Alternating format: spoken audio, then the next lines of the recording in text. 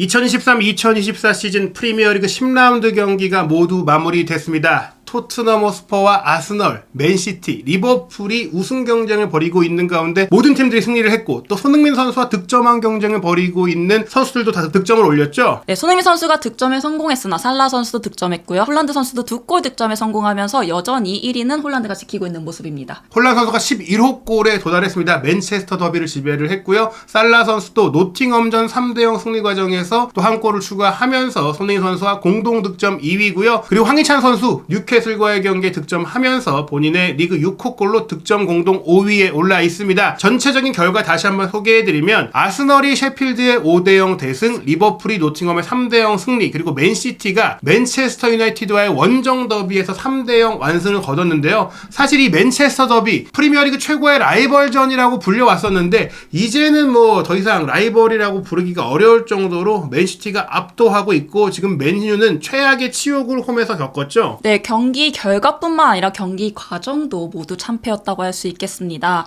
네, 경기에 앞서 클럽 역사상 최고 레전드인 보비 찰튼경을 또 추모하는 기념식도 치렀는데요. 그에 맞지 않는 또 결과로 실망을 안기기도 했습니다. 많은 팬들이 경기 중에 떠날 정도로 경기를 다 보지도 않고 떠날 정도로 실망스러운 내용과 결과였고 보비 찰튼 경기 정말 하늘에서 봤다면 원통해했을 내용인데요. 무엇보다 이 맨체스터 더비에서의 치욕적인 기록들이 이어지고 있습니다. 이번 패배로 인해 맨체스터 유나이티드가 맨시티와의 최근 6경기를 모두 패배했고요. 특히 이번 경기 0대3으로 졌는데 6경기의 패배 중에 무려 3골차 패배가 3번째다. 4대1, 6대3 패배 때는 그래도 골이라도 넣었는데 그래도 최근 4경기에서는 지면서 득점이라도 했는데 이번에는 한 골도 넣지 못하고 완패를 당한 것입니다. 네, 또 펩 가르디올라 감독 부임 이후에 완전한 패배를 기록 중인데요. 네, 올드 트라포드에서 가르디올라가 벌써 7번째 승리를 기록하고 있는 모습입니다. 그리고 2016년에 가르디올라 감독이 맨시티에 부임한 이후 이 두 팀의 차이가 벌어졌어요. 물론 알렉스 퍼거슨 경이 물러난 이후에 맨유는 혼란스러운 시기를 겪었고 맨시티는 만수르의 자본이 들어오면서 상승 흐름이긴 했지만 결정적으로 두 팀의 이제 클래스, 체급 차이가 벌어진 것은 가르디올라 감독이 오면서부터입니다. 이후의 기록들을 보면 맨시티는 가르디올라 감독 부임 이후 현재 경기까지 무려 맨유보다 승점을 145점이나 더 많이 얻었고요. 승리로 따졌을 땐 60경기 이상을 더 승리하고 있는 모습입니다. 여기에 이제 득점력 무려 229골을 맨시티가 더 많이 넣었다. 즉 모든 면에서 맨유가 맨시티에 밀리고 있기 때문에 이제는 사실 뭐 프리미어리그를 대표하는 팀이 맨유였는데 이제 그걸 떠나서 맨체스터 지역의 패권조차도 맨시티가 가져갔다라고 볼 수 있고요. 이 과정에는 그래도 지난 시즌 기대감을 보였던 텐하그 감독의 극명한 실패가 드러나고 있죠. 네, 10라운드까지 현재 5패를 기록 중인데요. 이는 1986년 이후로 최악의 시즌 출발이라고 합니다. 예, 그 당시에 6번 졌던 것 이후로 최악인데 이 얘기는 이제 맨유가 퍼거슨 감독이 부임했던 때 그때 이제 팀이 혼란하던 시기 그때 이후로는 이렇게 안 좋았던 적이 없다. 또 하나 충격적인 것이 런던 지역신문이죠. 이브닝 스탠다드의 토트넘 담당 기자인 댄 킬패트릭 기자가 이 텐하그 감독을 콘테 감독과 비교한 거예요. 네, 지난 시즌에 콘테의 토트넘이 떠오르는 경기력이다 이야기했습니다. 선수 개개인 기량은 분명 뛰어나지만 시스템도 잘 갖춰져 있는데 상위권 팀에게 너무 쉽게 밀리는 모습을 보여주고 있다면서 콘테 토트넘과 같다고 비교했습니다. 예, 무엇보다 비참해 보이는 모습이다라고 했는데 팀의 정신력과 뭐 강팀에 대해서 조금 이제 약해 보이는 나약해 보이는 이런 모습들, 규율을 잃은 모습들이 컸습니다. 그렇다면 경기 세부 기록은 어땠을까요? 이날 경기 3대0이라는 스코어만큼이나 이제 세부 기록도 큰 차이가 있었는데요. 기대 득점을 표기하는 것은 이제 집계하는 매체마다 조금은 다르지만 대동소이해요. 맨시티의 기대 득점이 4.05골 내지 3.93골 즉 4골 정도를 넣을 만한 경기였다. 근데 아시다시피 이 기회만큼 다 골을 넣는 게 아니니까 실제로는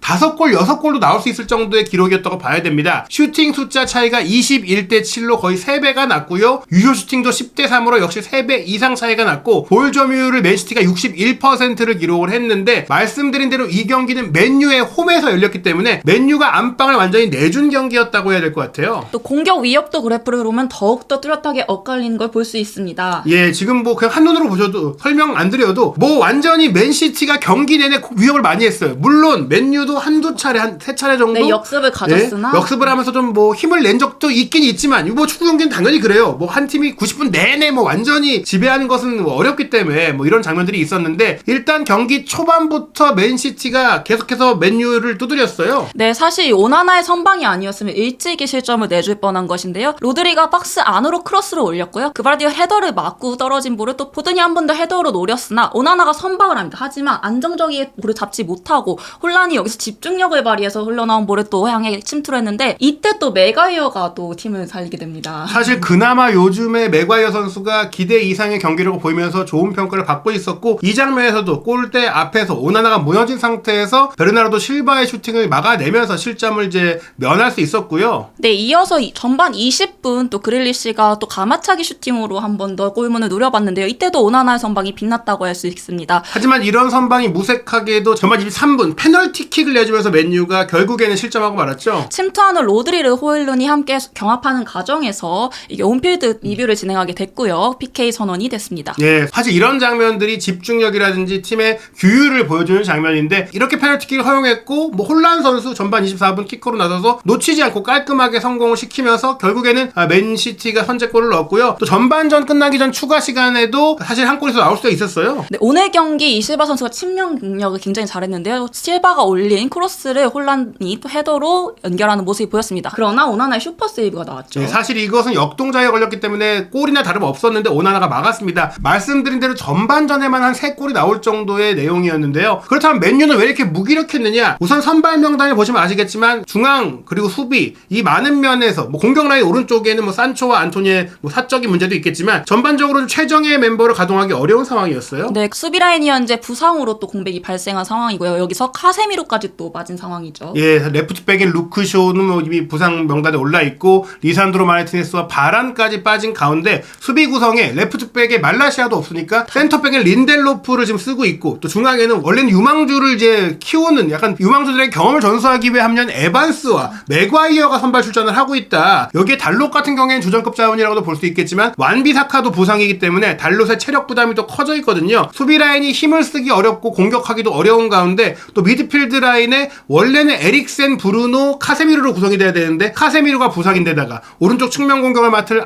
안토니라든지 산초라든지 뭐 다른 선수들이 각각 뭐 경기 외적인 많은 이유들로 인해서 경기를 못 뛰고 또 감각이 떨어져 있잖아요. 네. 그래서 브루노를 오른쪽에 배치하다 보니까 에릭센, 맥토민이 암라바트로 배치를 했는데 암라바트는 팀에 온 지 얼마 되지도 않았고 또 맥토민님 최근 좋은 폼을 보이고 있다고 하더라도 기본적으로 볼 소유 상태에서의 빌드업 능력이 떨어지다 보니까 결국에는 미드필드 라인에서 테나와 감독이 맨시티를 상대로 정면 승부를 할 수 있는 그런 뭐 기술적인 미드필드가 없는 상태입니다. 그래서 공격 라인에 발빠른 호일룬과 레시포드 이 선수들을 가지고 역습하는 축구를 할 수밖에 없었고요. 반면에 맨시티는 뭐 원래 하던 대로 최정예 멤버들이 나왔어요. 그바르디올, 디아스, 워커의 3백 뭐 후방 빌드업이 완벽했고요. 여기에 워커 선수가 측면 공격도 하고 중원 빌드업도 함께하고 로드리, 스톤스 이 선수들도 뭐 중앙 지역을 확실하게 지배를 했고요. 그릴리시, 베르나르도 실바, 훌리안 알바레스, 포든 이 선수들은 무한 스위칭으로 측면, 하프 스페이스, 뭐 중앙 공격 모든 것들을 다 해냈고 그러면서 혼란에게도 공간이 생겼는데 양 팀의 이 패스 네트워크와 평균 위치를 보시면은 맨유는 완전히 밑으로 내려가 있습니다. 상대에게 주도권을 중앙에서 완전히 내줬고 중앙 지역을 거의 뭐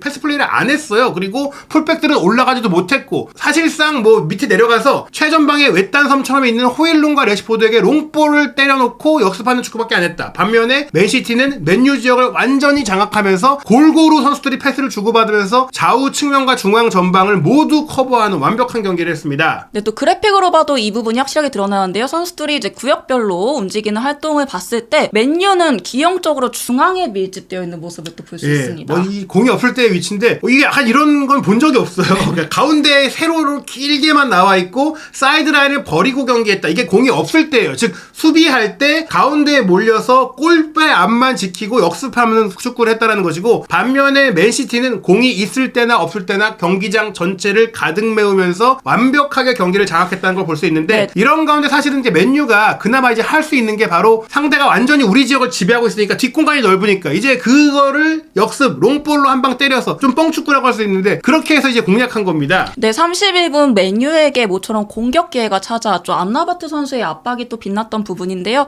맨시티의 백패스 실책이 나온 걸 호일룬이 본인의 스피드를 살려서 한번 역습을 시도해봤습니다. 다만 에데르송의 선방에 막히고 막히고 맙니다. 예, 뭐 좋은 기회를 만들긴 했지만 맨시티가 뭐 사실 경기를 지배하면서도 수비 집중력을 잘 가져갔고 특히 에데르송 선수가 지난 시즌 뭐 맨시티의 트래블을 달성하는 과정 속에 단점으로 지적되던 선방 능력이 또 향상됐기 때문에 여기서 빛을 발했고요. 네, 또 46분 레시포드가 오른쪽 측면에서 볼을 가지고요. 호일룬 선수가 이제 전방에서 수비를 끌고 나가는 사이에 맥토미니가 침투를 합니다. 침투하는 맥토미니를 향해 볼을 내줬는데 이 맥토미니의 오른발 슈팅이 에데르송의 또 슈퍼 세이브로 막히고 맙니다. 레시포드 호일룬의 속도를 잘 활용했던 장면이기도 하고 특히 맥토미니 선수가 이렇게 미선에서 3선에 있다가 1선으로 순간적으로 올라가서 결정하는 이 클러치 능력을 최근에 잘 발휘하고 있어서 이 장면은 최근 맨유가 그나마 잘 발휘했던 그런 패턴 플레이가 나왔지만 역시나 에데르송이 그 희망을 꺾어냈고요. 반면에 맨시티는 말씀드린 대로 맨유가 중앙 지역만 지키니까 사이드를 잘 흔들어내면서 사이드 플레이를 통해서 추가골을 만들고 그때 경기를 끝장내버렸어요. 네, 특히 오늘 빛났던 건 이 그릴리시와 실바의 또 스위칭 플레이라고 할 수 있겠는데요. 이 실바 선수와 부페 선수가 중앙에서 사실 맞붙다 보니까 그릴리시가 중앙으로 조금 더 침투를 해줬고요. 그러면서 실바가 왼쪽 측면으로 빠질 수가 있게 됩니다. 이러면서 침투하는 공간에서 측면을 활용하는 플레이가 많이 나왔는데요. 그릴리시 실바, 이 실바가 크로스를 올리고 홀란드가 헤더 멀티골을 기록하는데 여기서 또 홀란의 또 한 가지 플레이가 돋보였던 부분은 이 메가이어 선수가 오늘 홀란드 선수를 정말 마킹을 잘해줬거든요. 그리고 에반스 선수와의 또 이 헤더 경합에서 또 좀 밀릴 수 있다 보니까 홀란드가 살짝 뒤로 빠지는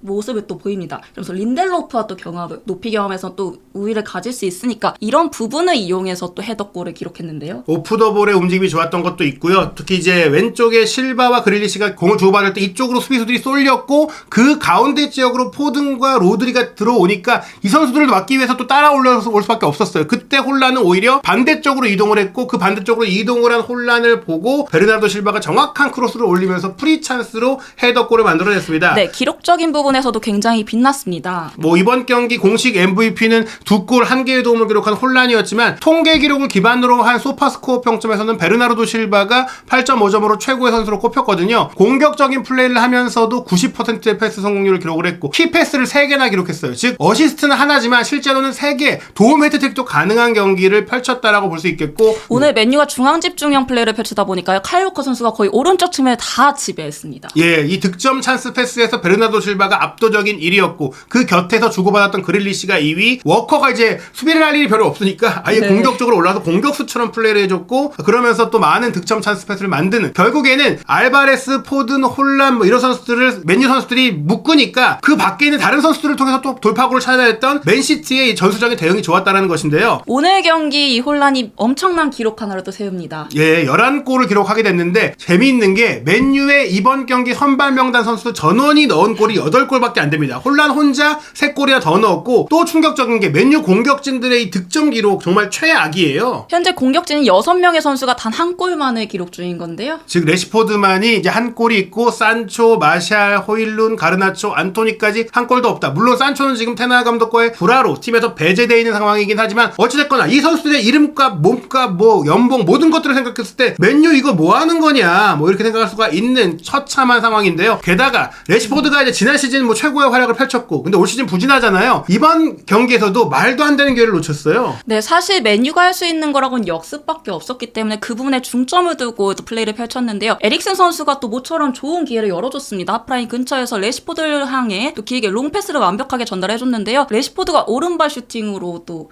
때렸으나 정확도가 부족했죠. 예, 문전에서 뭐 골키퍼를 마주한 상태였기 때문에 이 정도는 넣어줬어야 되는데 옆으로 빗나갔다. 게다가 후반전에 투입된 안토니 같은 경우에는 이제 경기 외적인 매너의 면에서도 굉장히 그 실망스러운 모습 보였고 맨유 레전드인 네빌까지도 네. 비판을 했어요. 네, 이 부분은 굉장히 추한 플레이였다라고 또 혹평하기도 했습니다. 예, 도쿠와의 경쟁 상황이었는데 이제 가격을 하면서 양양편치를 또 예, 그러면서 이제 경고를 받았는데 이거는 정말 어떻게 보면 자존심까지 잃는 네. 그런 모습이 아닐까 싶고요. 반면에 이제 홀란 선수는 2골뿐 아니라 어시스트까지 기록하면서 3대0 승리의 쐐기를 박는 역할을 했어요. 네, 로드리 선수의 중거리 슈팅이 오나나의 선방에 맞고 흘러나왔는데요. 혼란이 또 집중력을 발휘해서 세컨볼을 따내고 포든에게 연결해주면서 포든이 3번째 골을 성공시키게 됩니다. 본인이 욕심부리지도 않았고 포든을 잘 받고 결국에는 이제 홀란 선수가 얼마나 또 팀을 위해 뛰는가를 보여줬던 장면인데 게다가 이 어시스트가 홀란 선수에겐 또 의미가 있어요. 네, 오늘 경기로 맨체스터 더비 3경기 출전 만에 역대 최다 공격 포인트 공동 4위에 이름 올렸는데요. 예, 무려 8번째 맨체스터 더비 공격 포인트를 3경기 만에 기록을 했다. 역대 가장 많은 공격 포인트를 29경기를 뛴 라이언 긱스가 13개로 기록하고 있는데 5개밖에 차이가 네. 안 나고요. 그 외에 뭐 칸토나 10개, 루니 9개, 그리고 아구에로가 이제 13경기에서 8개니까 어떻게 보면 이전에는 맨체스터 더비에서 그렇게 많은 골이 나오지도 않았고 치열했으니까 이런 기록을 쌓기가 쉽지 않았는데 이제는 홀란과 가르디올라가 있는 맨시티에게는 맨체스터 더비는 거의 약간 승점 자판기이자 골 자판기다. 그러니까 이 기록은 곧 홀란이 다 깨지 않을까 싶습니다. 네, 그렇다면 11라운드 일정 어떻게 될까요? 토트넘 허스퍼의 선두 경쟁 그리고 손흥민 선수의 득점왕 경쟁 많은 것들이 걸려있는 다음 경기도 더욱더 흥미진진해지고 있는데요. 토트넘이 승점 26점으로 여전히 선두이긴 하지만 아스널, 맨시티가 나란히 24점, 리버풀이 23점으로 맹추격을 하고 있습니다. 먼저 맨시티가 11월 5일 일요일 0시에 본머스와 경기를 하는데 이 경기 현재 객관적인 전력으로 보자면 맨시티의 확 승리가 예상이 되고요. 아스널 같은 경우에 뉴캐슬 원정을 이제 5일 일요일 새벽 2시 반에 치르는데 그래도 이 경기는 좀 이제 팽팽하지 않을까. 네, 이 경기에서 변수가 생길 수도 있겠죠. 네. 예, 그리고 리버풀 같은 경우는 11월 6일 월요일 새벽 1시 30분에 승격팀인 루턴과 경기하니까 이 경기도 승리가 유력하고 결국에는 살라도 골을 넣고 리버풀도 이길 수 있다. 홀란도 골을 넣고 맨시티가 이길 수 있다. 즉 가장 늦게 11라운드를 치르는 토트넘의 첼시전 조금은 토트넘에게도 부담이 있을 것 같아요. 네, 그러나 첼시가 또 지난 경기 대패를 또 기록하면서 현재 분위기가 좋지 않은 상황입니다. 브렌트포드와의 홈 경기 0대2로 지면서 포체티노 감독에게 위기론이 커지고 있는데 게다가 포체티노 감독 입장에서는 자신의 전 친정팀인 토트넘과의 경기이고 토트넘도 마찬가지로 이제 자신들을 이끌었던 포체티노와의 경기이기 때문에 여러모로 또 이제 동기부여가 클 것 같아요. 11월 7일 화요일 새벽 5시에 열리는데 말씀드린 대로 이 경기뿐 아니라 모든 프리미어리그 11라운드 경기가 흥미로울 것 같고 또 황희찬 선수가 출전할 울버햄튼의 셰필드와의 경기까지 한준TV에서 프리미어리그의 최신 이슈와 모든 소식 확인하시기 바랍니다.